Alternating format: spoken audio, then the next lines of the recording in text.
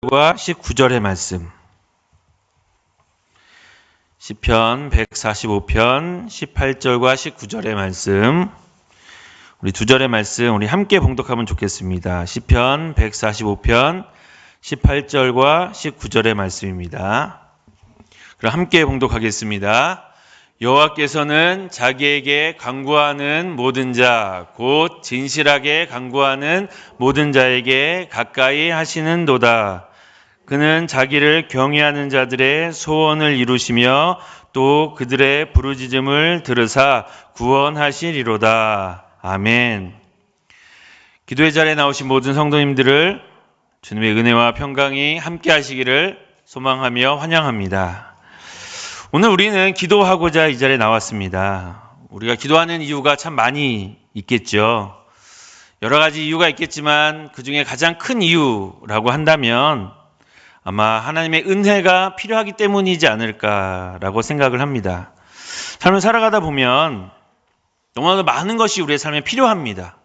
그런데 우리는 한계를 가질 수밖에 없는 피조물에 불과하기 때문에 우리의 힘만으로는 그것을 다 얻을 수 없고 그것을 가질 수가 없습니다. 하나님께서 주신 은혜가 있어야만 합니다. 물론 은혜는 거저 주시는 것입니다. 선물로 주시는 것이 은혜이지요. 하지만 요청할 때, 기도할 때 하나님께서는 더 큰 은혜를 주십니다. 요즘 제가 그것을 느끼고 있습니다. 오후 한 3시에서 4시 사이쯤 되면 어김없이 연락이 옵니다. 저희 이제 막내가 저한테 카톡을 보내는 거예요. 거짓말이 아닙니다. 제 옆에 앉아 계신 그 이도화 목사님께서 증인 되시는데 꼭 3시하고 4시 사이가 되면 카톡이 하나 옵니다. 제가 그 내용을 정말 있는 그대로 읽어드리겠습니다. 몇 가지인데요. 이렇게 옵니다. 아빠, 오늘 점심에 청국장이 나왔어. 말이 돼? 이 카톡의 내용입니다. 말이 돼? 진짜 발냄새 쩔어. 1학년들도 먹어야 되는데 어떻게 하라는 것인지. 그래서 못 먹었어. 배고파. 지금은 마라탕이 먹고 싶어.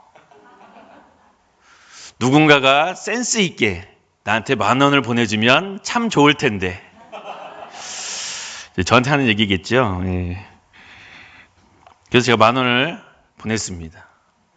또 이렇게도 나왔어요. 아빠, 오늘은 정말 맛있는 짜장면이 나왔어. 그런데 선생님이 심부름을 시키셔서 못 먹었어. 네, 카톡의 내용입니다.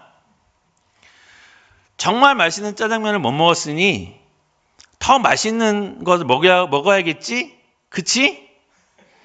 그러면 더 맛있는 게 뭘까? 마라탕이야. 그래서 또 돈을 용돈을 보내줬습니다.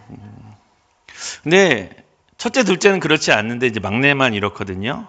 근데 제가 이제 한번 곰곰이 생각해 보니까 막내는 이런 요청을 하니까 저한테 이런 것들을 받아요.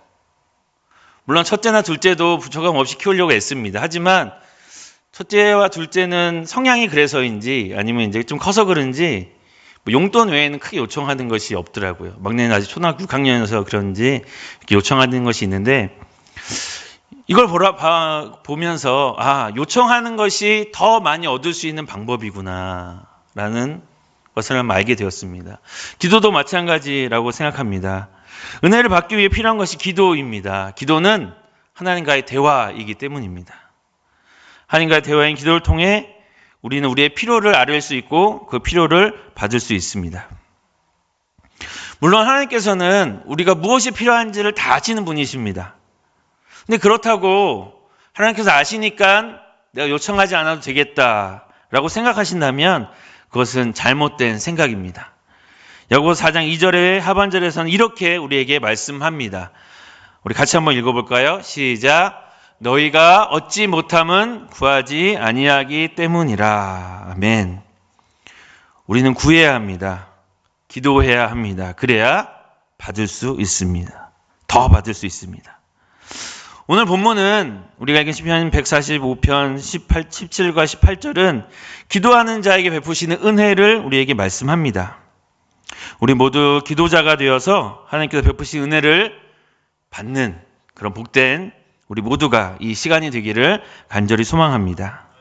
우리 18절의 말씀 같이 한번 읽어봤으면 좋겠습니다. 18절의 말씀입니다. 여호와께서는 자기에게 간구하는 모든 자, 곧 진실하게 간구하는 모든 자에게 가까이 하시는도다. 아멘. 기도하는 자에게 베푸신 은혜가 있는데 그것이 무엇이냐? 가까이 하시는 은혜입니다. 하나님께서 베푸신 은혜 가운데 아마 가장 큰 은혜가 아닌가 저는 그렇게 생각을 합니다. 가까이 하시는 은혜. 우리가 지금 신앙생활을 하고 있습니다. 이 신앙생활을 여러 가지로 표현할 수 있는데요. 이 신앙생활의 표현 중에 하나는 이런 표현이 있습니다. 신앙생활은 하나님께 더 가까이 나아가는 것이다. 하나님을 더 가까이 하는 것이다. 라는 말이 있습니다. 여러분에게 질문 하나 해보겠습니다. 여러분 하나님과 얼마나 가까이 계십니까? 여러분과 하나님과의 거리는 어느 정도입니까? 본문에서는 기도하는 자에게 하나님께서 가까이 하신다고 말씀하십니다. 이 가까이 하신다는 표현, 도대체 어느 정도의 거리가 돼야지 가까운 걸까요? 우리는 상황에 따라서 이 가깝다는 표현을 참 많이 쓰잖아요. 이 본문에서 이야기하는 가까이 하신다는 뜻은 손을 뻗었을 때 닿을 만한 거리를 뜻합니다. 하나님께서 기도하는 자에게 가까이 하시는데 손을 뻗었을 때 닿을 만한 거리에 계시다는 거예요. 아주 가깝게 계시는 거죠. 우리는 이것을 다른 표현으로는 하나님의 함께 하심이라고 표현합니다. 하나님께서는 기도하는 자와 함께 하시는 분이십니다. 하나님께서 가까이 하실 때, 하나님께서 함께 하실 때 우리에게 어떠한 일이 일어날까요? 우리 요셉과 다윗을 잠깐 살펴보려고 합니다.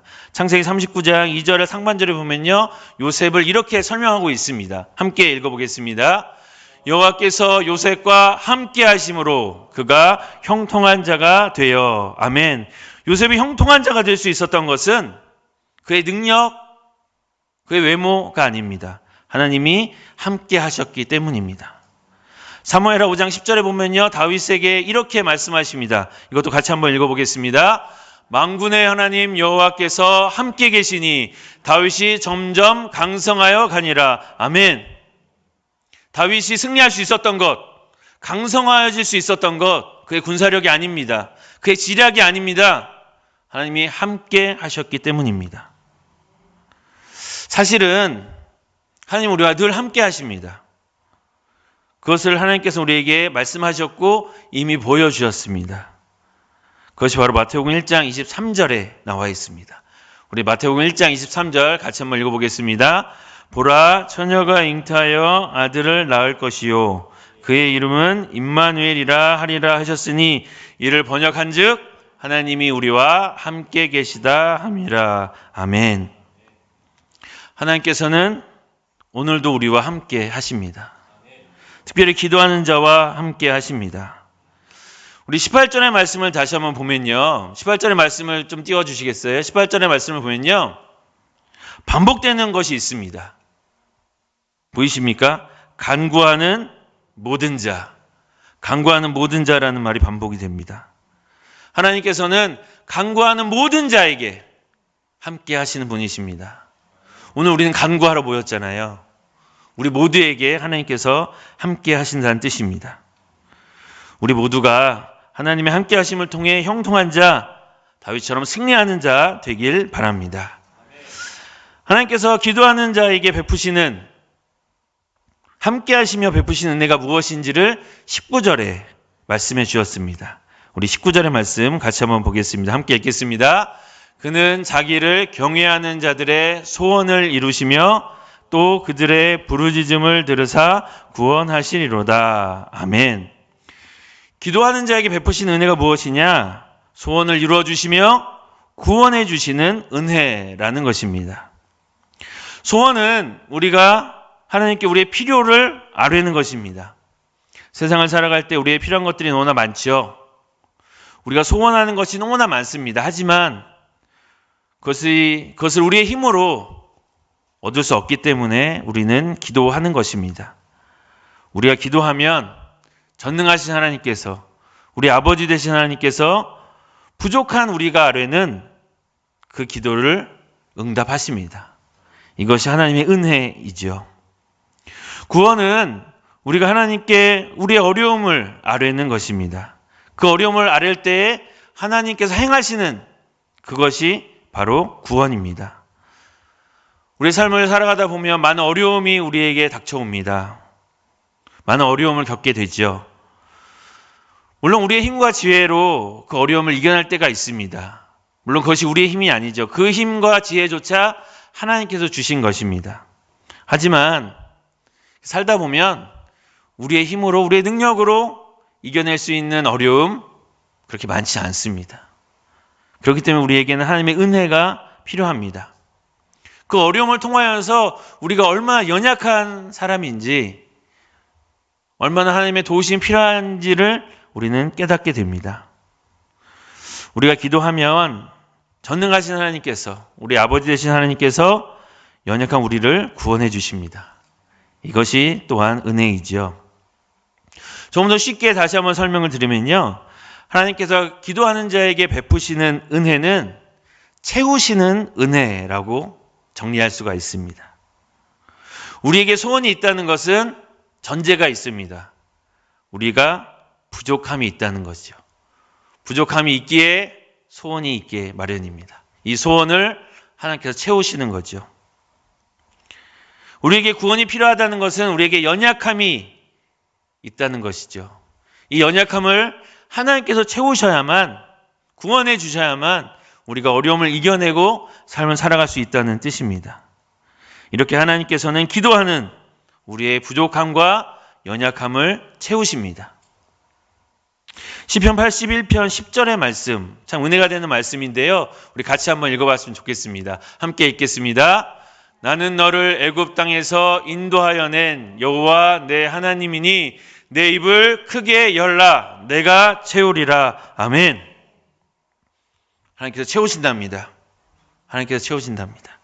에베소 3장 20절의 말씀도 같이 읽어봤으면 좋겠습니다. 함께 읽겠습니다. 우리 가운데서 역사하시는 능력대로 우리가 구하거나 생각하는 모든 것에 더 넘치도록 능히 하실 이에게, 우리가 이분께 기도하는 것입니다.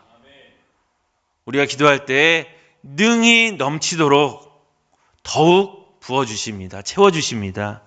우리가 이분을 기대하면서 삶을 살아나가고 이 시간 기도했으면 좋겠습니다.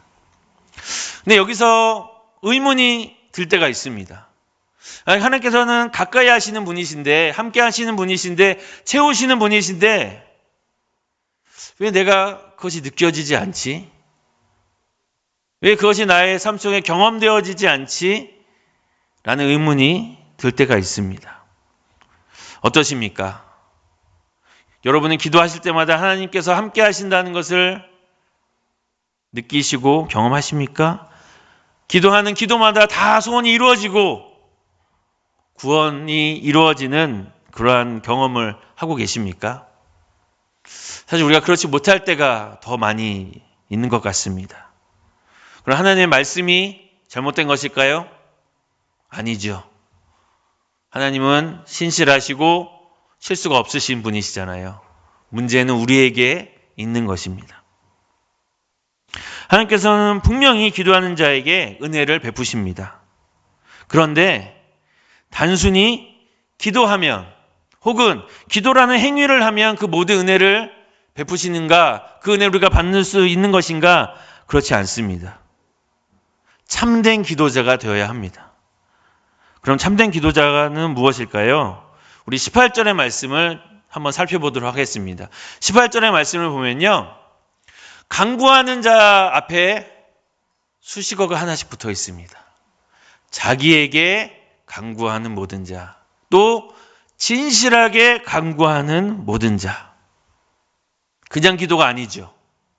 19절을 보면요, 19절은 기도하는 자를 다르게 표현하였습니다.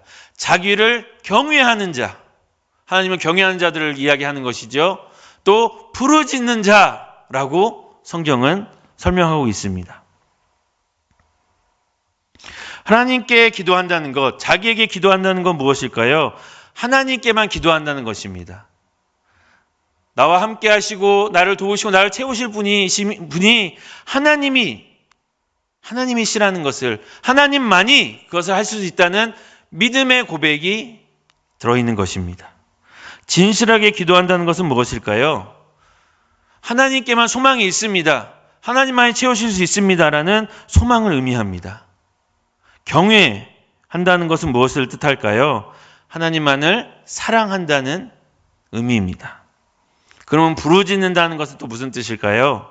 이러한 믿음, 소망, 사랑의 표현으로서 부르짖는 것입니다. 하나님을 믿는 자, 하나님께 소망을 둔 자, 하나님을 사랑하는 자만이 부르짖으며 기도할 수 있습니다. 하나님만을 바라보지 못하는 사람은 다른 사람이 보여요.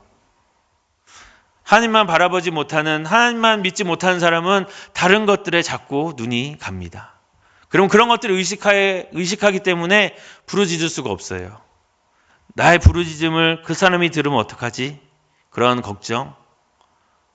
내가 하나님을 온전히 믿지 못한다면 다른 것을 의지해야 되는 것은 아닌가? 어떤 사람, 어떠한 권력, 그런 것들을 의지해야 되는 것은 아닌가?